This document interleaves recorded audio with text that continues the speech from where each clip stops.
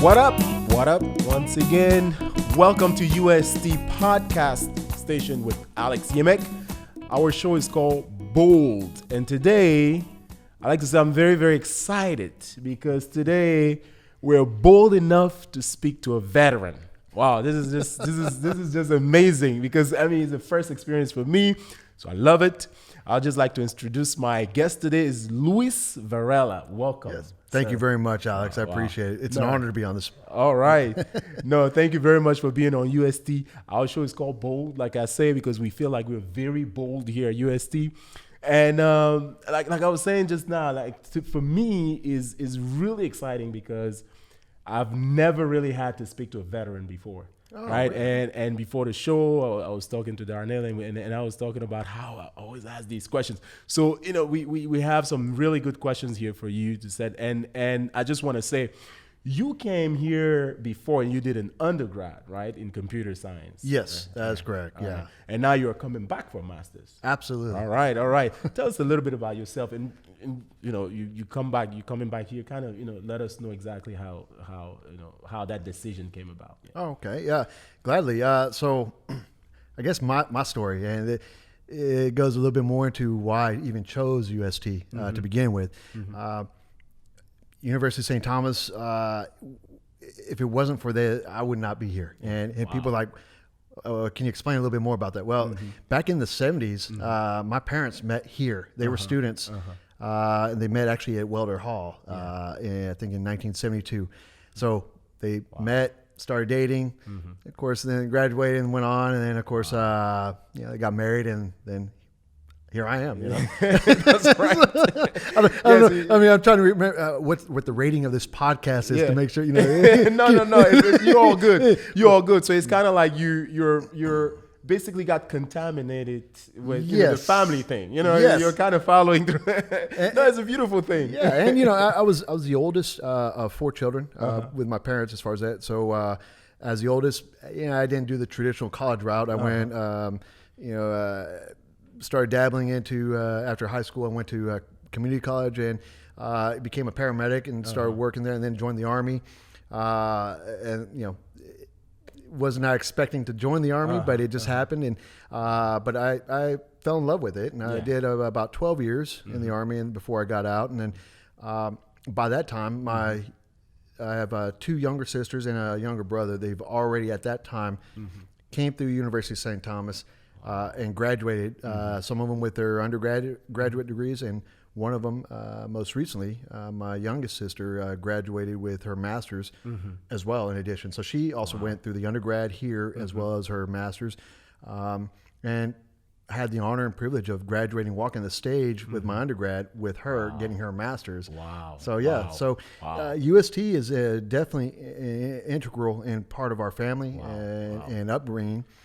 To all the way to where my oldest daughter last year was a freshman here at UST. So we definitely have UST and definitely a bold family to match a bold there school. You go. You guys are following the tradition. And I'd like to mention you're doing a master's in applied data science. What is that? Data science. Yeah.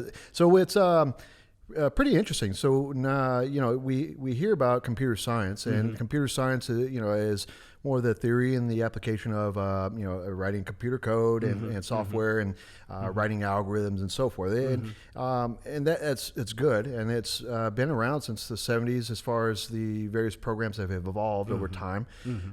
A wonderful and beautiful movie that I saw that highlights how that evolution has occurred was that movie Hidden Figures with the original programmers were women, and they called them computers because they mentally would do the calculations before the big computers. Exactly. So that's evolved over time. So now we're in this current modern time where things are now about data collection. So we've evolved from writing programs to do simple calculations to now where we have a wealth of databases that's been collecting knowledge because of the internet and various databases are out there. Now we've evolved to the cloud storage and stuff. So there's so much analytics out there that to be able to use computers to actually look at huge swaths of data that ordinary people cannot do. I mean, we're talking about millions of lines of observations. It's boggles the mind. So we, with the data science or applying data science, allows us to look at, write a computer program that will actually go through and do the work for us and visualize and identify trends. The applicability is pretty much anywhere and everywhere. So if you go to a website, you have things such as Google Analytics. Well, Google Analytics tracks the visitors and builds, profile charts of the various visitors, so that way they know how to attract advertisers, or through advertising know what type of ads to place, right? We use in the military, we use in the medicine, anywhere and everywhere that looks at analytics and then to make predictions, even in sports. I think in the 1990s, the Oakland A's were were the pioneers of using data science and computers, as opposed to you have in baseball, you have the the tradition and folklore or whatnot. Hey, I gotta wear my left sock always the same, not washing it because that's the superstition, and that's what they believed in back then. Exactly. But the Oakland A's in the 1990s were interesting. They had a very small budget, but they hired a mathematician to go through and do statistics, and they were able to actually, win 4 or 5 championships, not championships, but go to the playoffs at least, and they were the underdog as far as that. So then you fast forward, now sports teams are definitely hiring mathematics and statisticians that look at all the stats of these baseball players, the individuals, all the things, and then that goes into the statistical algorithms that computers use, and that's what data science does. It actually visualizes it and then gives people the information to make those decisions that have real world implications and applications. No, I have to say you lost me there. I'm not a computer person. I hope I didn't lose everybody here either. So, but no, you took me to a very good education type of thing there. And since I'm not a computer person, I'm like, wow, that's a whole lot of things. That's a whole lot of things to keep in your head, though. But I don't know how it does. But you already did the bigger thing, and that's what I wanted to get. Sure. I really want to get to is your military experience, right? You're in the Army, right? Right. And my question for everybody out there. Yeah, and the major question, the question I always want to ask all veterans, in fact, everybody in the Army, whether in the military or whatever, is always, why did you decide to go in there? Well, I always look at it like you're sacrificing your life, right? Right. Why not go and just get a tattoo and say, no, that's it? Why decide to say, look, I'm giving my life for my country? I mean, where does that come from?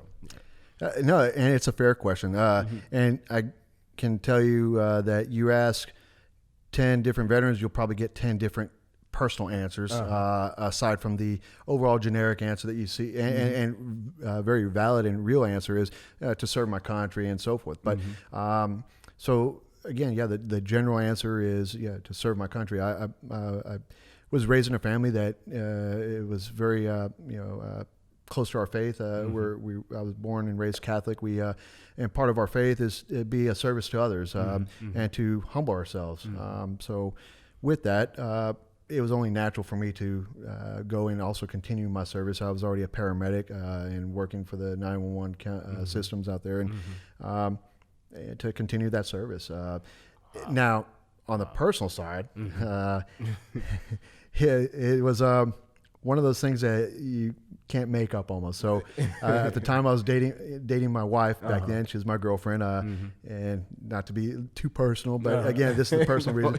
So as a young couple dating, living together for about 2 years, my wife or girlfriend at the time got pregnant and with our oldest daughter, and of course, I've always wanted to marry her, but I was, kind of doing the typical guy thing, like, okay, we'll set a day, but I'm going to marry you, but not now. Exactly. And of course, my wife heard other things, and then we ended up talking to a recruiter, and I was like, let me hear what he has to say. Well, next thing I was hooked. He told me about, we understand you were a paramedic on the outside. I was Army Ranger. Let me tell you about the Ranger medic and this and that. Next thing I know, I was hooked. I was like, where do I sign? So, but then of course they told me, if you plan on marrying her, the Army military, they take care of spouses. They take care of wives. They don't take care of girlfriends. So my wife heard that as a opportunity to go apply for the marriage license. Next thing I know, we're before the justice peace. And before I knew it, we were starting off our career together, in the Army. And but it was good to me. They took care of my wife, kids with the insurance, with the benefits of the military while I was still serving my country and during my deployments as well. So, and then on top of that, I got real world experience. The GI Bill is phenomenal. I love it. It's what paid for my undergrad here. So, military is not for everybody, benefits. But so many benefits. But it's still, I still say that it doesn't equal the sacrifice. It doesn't. There's nothing that can be equal to giving your life for your country. I mean, all these things that are given to you, I mean, that's nothing. It's a lot, but it's nothing really. You are giving your life for your country. And I'll be honest with you, that the reality of possibly giving up my life like that wasn't really in the forefront of my thought. I wasn't really thinking about that. I'm pretty sure if I really thought about it, I probably wouldn't have signed up. I'm like, wait, what? What? You want me? What someone's going to possibly be shooting at me and I could not make it back? What? No, thanks. I'll be honest, I wasn't really thinking. It wasn't the forefront. And I'm pretty sure maybe the recruiter might have kind of omitted that, portion. But it quite honestly, it wasn't really, it wasn't one of the things I was really weighing heavily. And it really doesn't come up as real until you're actually on the plane and being deployed and you're going somewhere where, the reality starts setting in and you start realizing, but by then it's too late. You're already in 2-3 years. So you just kind of suck it up and exactly. But that to me was at that reality point was a very eye-opening and very maturing experience in my life. Prior to that, I think I was very immature. You're still young and coming to things, but kind of forced me to evaluate my own mortality. And so so now. Things don't bother me as much. And it's definitely, it puts things in a lot of perspective. So. Yeah, a lot of wisdom. Right before we go to the break, I wanted to ask you, though, what are some of the challenges in the military transition? Like you go from military to civilian, non-military people. What type of challenges do you think you guys have? Now, at one time you're a military, now you find yourself a civilian. You see what I'm saying? Yeah, no, I know exactly. And all the veterans that do hear this will pretty much be laughing in unison with me on this one. Because, part of it is the time that you spend in. I mean, you're literally, for lack of a better term, you're programmed. You're taught to live your life according to a military culture, and to then transition and expect to go into a different culture where you're not restricted by the same rules and regulations is somewhat of a culture shock to ourselves coming back into the civilian world. That's why a lot of us sometimes will say, all right, I've been a civilian living in the civilian world for the past 6 months. Where's the recruiter? I want to get back in. So some of them actually do that. Me personally, I found ways to do that. I started my own business, did that for a few years. And then, of course, the call came up to or the opportunity came up to actually apply and attend school here. And so once I was accepted, I sold my house, moved my family down here and earned my degree here. So that, to me, I think what helped me out with that transition is to, stay busy and still maintain that spirit of service to my community. Community may change, but it's still the same country. Exactly. So. Wow. I mean, so much to talk about with you. I mean, for me, it's a whole lot. Man, I have so many questions. Sure, if you're just joining us now, we're talking to Luis Varela, right? Yes. I'm saying right? Okay. Luis Varela is a veteran here at UST. You're listening to him right now. We're going to go to a quick break, and then we'll come back. Thank you very much for listening. Thank you, Alex. Right. Welcome back to UST radio station or podcast. My name is Alex Yemeck. I'm very happy today to be with Luis Varela. Luis Varela is a veteran. He's here studying at UST. In fact, we were talking about how UST is part of his family. His parents were here. His children are now coming here. Brothers and sisters. I mean, this is just wonderful. We're very happy. And you are listening to Bold, where we are very bold here at UST.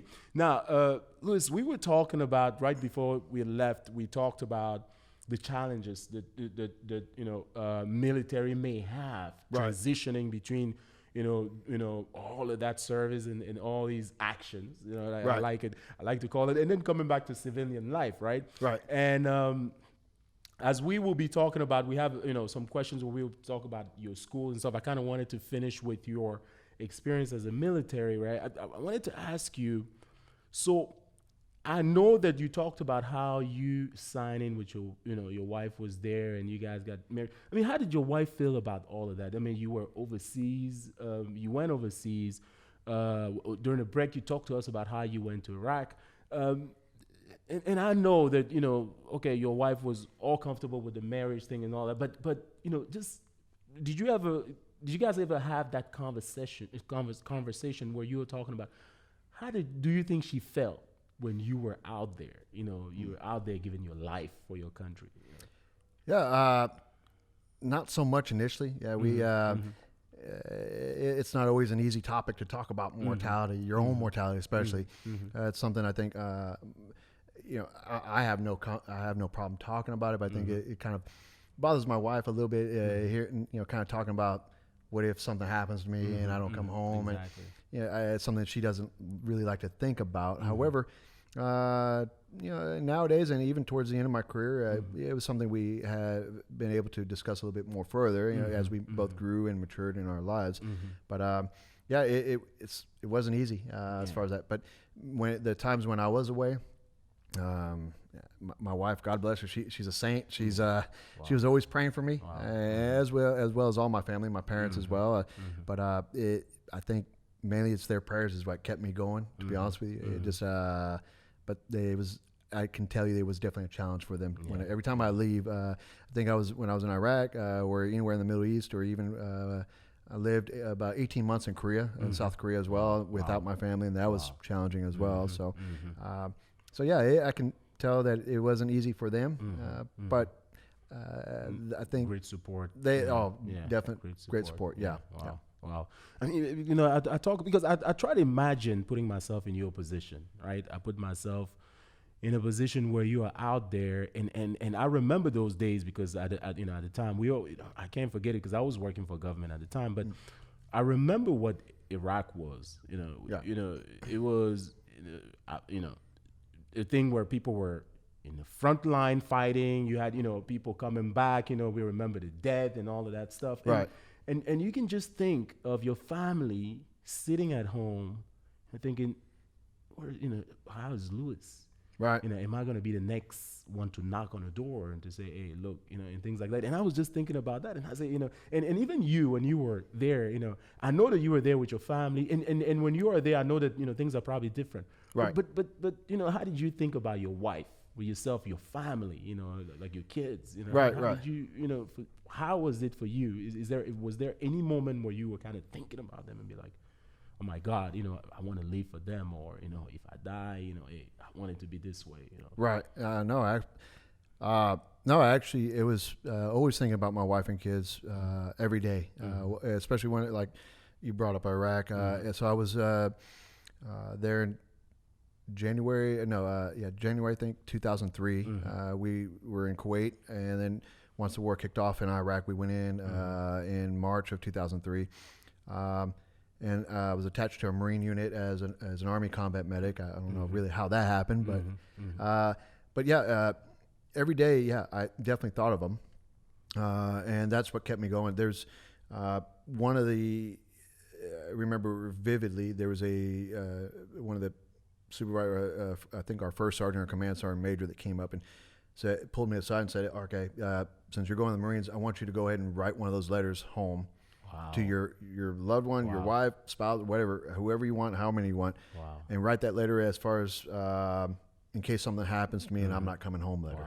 Wow. And back then, so nowadays, I think from my understanding, from everybody that I talked to that are veterans that deployed recently to Afghanistan and whatnot, most people usually have cell phones. They can usually call whatnot when they get back to their room or their quarters were there. Back then, we didn't have that. Exactly. It was literally... That's true. Pen and paper, write the letter.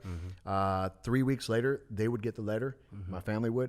And then 3 weeks after that, after they wrote the letter back, I would get the letter. And so here it is. You're talking about a period of 6 weeks that of trying to do that communication. So, so that thought did pop in my head as far as, okay, if I write a letter and tomorrow, after I mailed it, tomorrow something happens to me, and then for them to possibly get this letter that here it is, I'm writing that everything's good, and to what they would be thinking about. And then I remember writing that letter to my wife, the very personal letter, the one that says, in case something happens to me, here's this. And it was that was probably the hardest letter I had to write. It was because you're sitting there, all the emotions, and thinking about how she would react reading this, and you're choosing your words extremely carefully, and making sure it's concise, but to communicate all the emotions you're feeling, but to also think about giving support and all the different things. So I wrote it, sealed it up. I remember one of my friends came by. He was in a different unit, but came by, and I gave him that letter. Said, hey, he already knew my wife, and said, hey, give this to Melissa before, if anything happens, this is that letter. He's like, nah, I don't want it. Wow. But he took it. He said, but he told me, you're going to be fine. You're going to come home, and I'm going to give this back to you, so I don't have to give it to her. All right, whatever. Wow, thank God that's what happened. Yeah, and that's what exactly that. So as soon as I came back, he found me, gave me the letter. Here you go. This is yours. So I still have that letter. And I think my wife finally decided. I gave my wife the option. It's addressed to you. It's not meant for you to read right now, but if you ever want to, it's yours. So I think she has read it, and I think hearing that it was very, very, very personal, and I think it helped strengthen our relationship, our marriage. So yeah. Wow. I mean, hey, just give me a chill. Yeah, I mean, this is amazing. I want to ask you a final question before we get back to your studies here, because, I have to follow this program. Sure. Did you ever get to the, I don't know, I really want to ask a veteran this, because there was a lot of politics around the war in Iraq and all that. Did you ever get to that where it's like kind of question why are you there, and people talk to me? As you guys veterans are really there fighting, and people say, look, you guys are sending our children, our fathers, our brothers and sisters in harm's way for oil or things like that. Did you ever think about the politics and ask yourself a question, am I fighting for something? I mean, how did it work for you? No, not necessarily. Now, personally, I have my own political and religious beliefs and so forth, but I keep that to the side in a sense, and it still forms who I am. But at the end of the day, part of even my my upbringing, my faith tells me, I committed to something. I'm going to continue that. One of the sayings it's I guess like a family motto or mantra I tell my kids every night is, if you, to me, where I found is happiness is always remember four things, God, family, country before oneself, and always in that order. Anytime you try to switch that order up, where you try to put your country before your family, or you try to put things before God in that sense, then it can work a little bit, but you're going to find you're not going to be as fulfilled, or it's not going to flow as easy, or you're going to have to work even harder. Exactly. But when you put things in that order, to me, it makes things a lot easier, and it seems to provide me with more answers and more solace. So for that, whenever, when you talk about politics, that's then that third ring of country before self. I remember, we are a democracy in that sense that we, elected our leaders, and I signed on that dotted line. I'm still at service, and I still have that oath of enlistment that I took to still follow those orders. I may not like the orders, and that's the whole thing we learned in the military. You might not like what I have to, if I'm your supervisor, you might not like what I have to tell you, but you were going to do it. As long as it's not illegal or immoral. I'm telling you to do something, and I don't care if you like it or not, you still got to do it. And that's kind of the mentality we have. We might not like or might not agree with the opinions of the politicians or the leaders that are in political office over us, but we still do it, and we do it with pride. And we do it not necessarily for the politician, if you will, or whoever that leader. We do it primarily, as I mentioned during our break, when I deployed. It wasn't, I didn't go overseas because I was a combat medic. I didn't go overseas because, the president or whoever ordered me. I mean, I still did, but my desire to go was because I wanted to be there for my brothers. Exactly. You know, the ones that I lived, slept, and ate with side by side for the past 3 years before my deployment. You know, their families knew mine. My wife knew their wives, and our kids played with each other. So they were always there for each other. So it was for that family unit, if you will. And so the desire was to go there to be there for them and not anybody else. So that's true. Wow. So yeah, Wow. and so that if you think about it and analyze it that aspect, it still falls in that God, family, country. I'm there for my family, my military family, if you will, before oneself. So if you really want to delve into the philosophy of that, you know. That's true. That's true. Wow. Wow. Man, that's I got amazing. that perspective here at UST. Go bold, Hey, guys. there you go. Yeah, and I know some of my other questions. I think we kind of brush into that, but I do want to Sure. go back to it again. Sure. Is why did you decide to return to USD? I don't know if we, for your graduate program. Oh, Is it- yeah. For the grad program, sounded like fun. I mean, as far as the degree side itself, it was, so I did my undergrad research in data science, some of the stuff that I was doing. What I was, again, my background is as a paramedic, and so the mathematics and the algorithmic process that is there to kind of do forecasting models of first responders, and especially now we have the period of a lot of if I can say that, mass shootings that are out there, to find ways to kind of predict and possibly prevent, or at least minimize the response time of these first responders to stop these events from happening, or at least if they're starting, at least stop them by providing law enforcement right there around the corner, if you will. So the creation of this first cohort of this Master of Science and applied data science, to be part of that, to me, I found it as an honor, and it was allowing me to then continue my research that I initiated in my undergrad. So, Wow. yeah. Well, and I know that in the beginning you talked about how USD is definitely in your family, and I guess it's a family tradition. You decided where you want to come back. And I didn't ask you, but I wanted to. How big is your family? How many kids do you have? So I did mention I'm Catholic. So there you go. So we talk about large family. So my family, my wife and I, we have 10 children. And the youngest right now, as of this podcast, is coming up on 6 months old.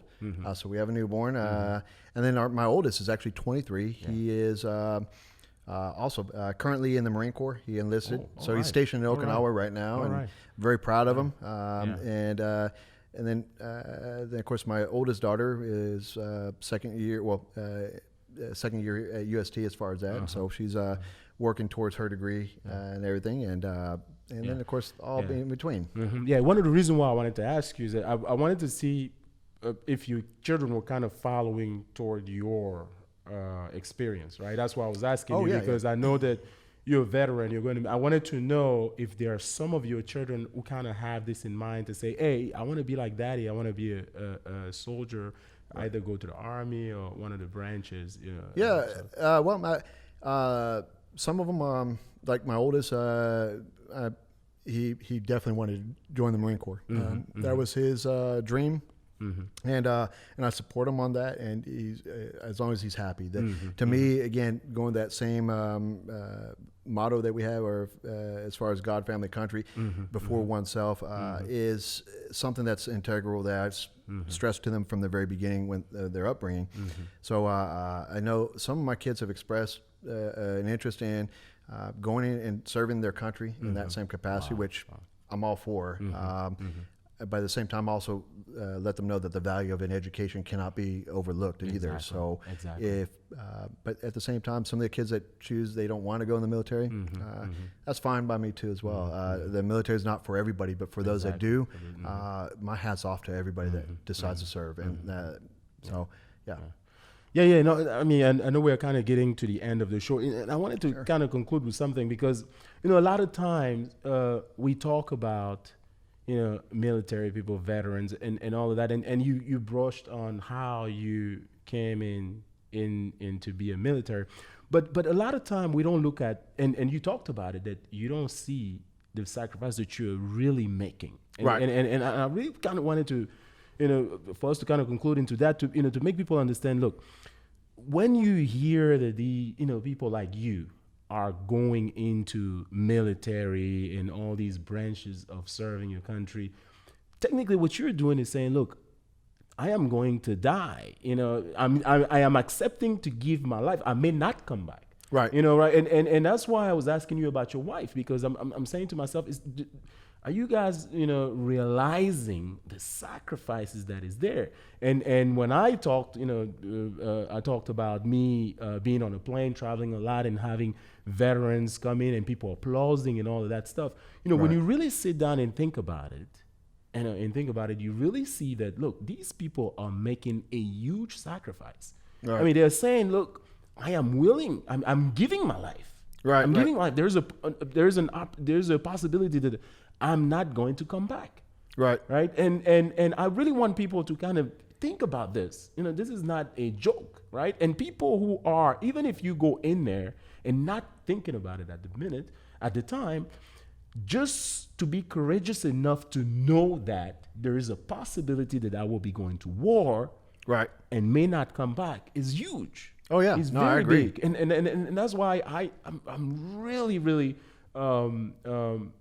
cautious about this, because I'm saying, look, we really have to look at it, think about it, and see, before we make, either politician or whatever, when we make these decisions to send military outside, that we can really think about it and say, look, these people are giving their lives. Right. And right. like you have a wife, you have children. Some don't have them, but they have mothers and sisters and other things. Right. And I kind of wanted us to finish in that, saying, look, this is so important. And I just wanted to personally thank you for that sacrifice. I mean, you're the reason why the country is at peace. You're the reason why people cannot come out there and threaten us.